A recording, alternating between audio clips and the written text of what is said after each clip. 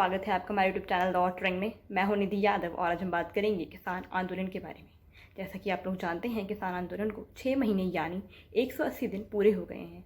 इसी अवसर पर किसानों ने काला दिवस मनाने की घोषणा की थी, जो कि 26 मई को मनाया गया था। माना यह भी जा रहा है कि किसानों ने यह दिन इसीलिए चुना है क्योंकि प्रधानमंत्री नरेंद्र मोदी उसी दिन प्रधानमंत्री बने। यहाँ तक कि पंजाब व हरियाणा में लोगों ने अपने घरों और वाहनों में काले झंडे लगाकर काले दिवस का प्रदर्शन किया।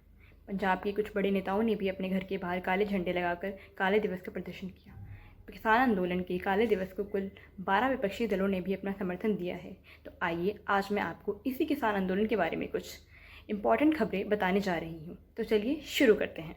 किसान आंदोलन 26 नवंबर 2020 को दिल्ली की सीमाओं पर शुरू हुआ था।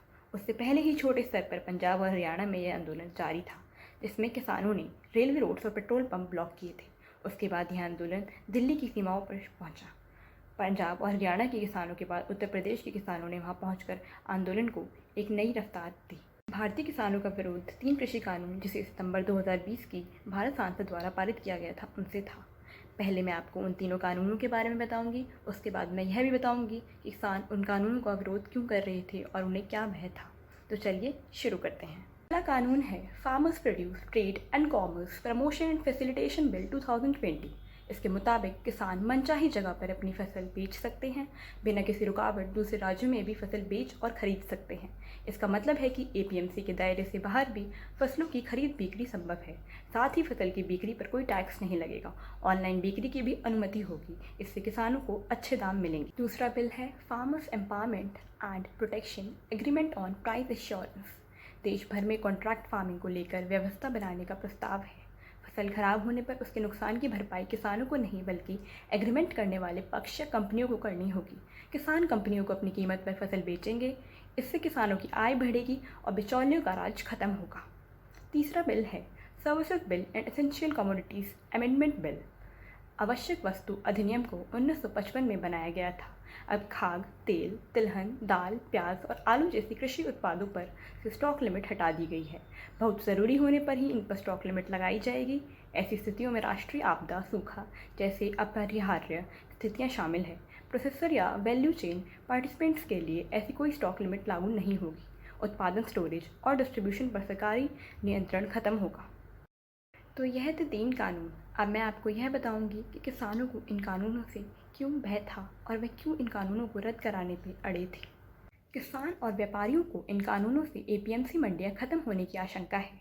Farmers produce trade and commerce promotion and facilitation bill 2020 में कहा गया है कि किसान अब एपीएमसी मंडियों के बाहर किसी को भी अपना उपज बेच सकता है, जिस पर कोई शुल्क नहीं लगेगा।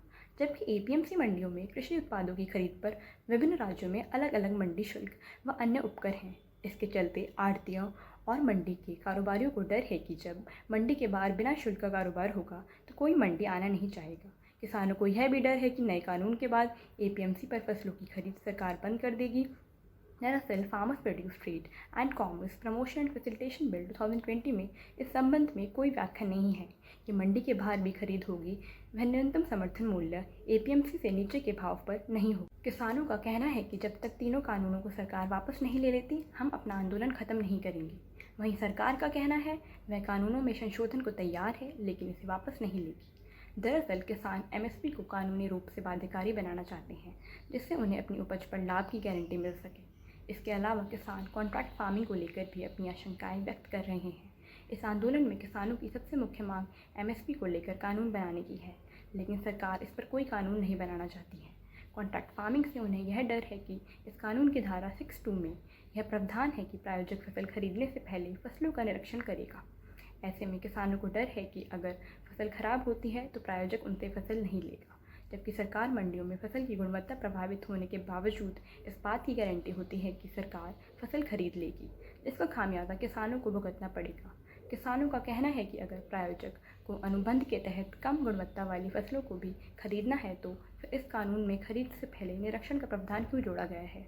विवादों के निपटने के लिए कोर्ट जाने का विकल्प नहीं होने से अन्नदाताओं के लिए काम करने वाले संगठनों और कुछ विशेषज्ञों का कहना है कि इस कानून से किसान अपनी ही खेत में सिर्फ मजदूर बनकर रह जाएगा।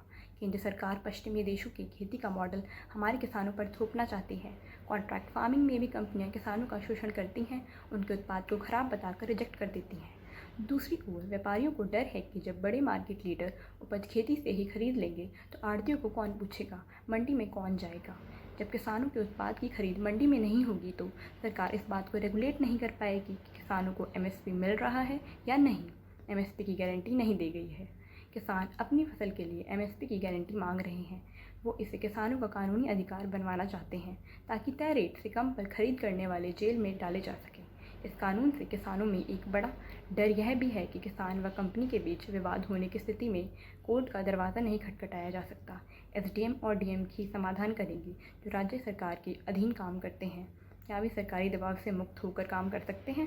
व्यापारियों को कहना है कि सरकार के नए कानून में साफ लिखा है कि मंडी के अंदर फसल आने पर मार्केट फीस लगेगी और मंडी के बाहर अनाज बिकने पर मार्केट फीस नहीं लगेगी। ऐसे में मंडियां तो धीरे धीरे ख़त्म हो जाएंगी। कोई मंडी में माल क्यों खरीदेगा। उन्हें लगता है यह ऑर्डिनेंस 1 नेशन टू मार्केट का बढ़ावा देगा। एक्ट में संशोधन बड़ी कंपनियां और बड़े व्यापारियों के हित में किया गया है। ये कंपनियां और सुपरमार्केट सस्ते दाम पर उपज खरीदकर अपने बड़े बड़े गोदामों में उसका भंडारण करेंगे और बाद में उच्च दामों पर ग्राहकों को बेच देंगे। तो यह थे आपके किसानों के 3 कानून और उनके डर इस कानूनों को लेकर। आशा करती हूँ आपको यह वीडियो ज़रूर पसंद आया होगा। अगर वीडियो पसंद आया तो लाइक, शेयर एंड सब्सक्राइब करना ना भूलिए। धन्यवाद।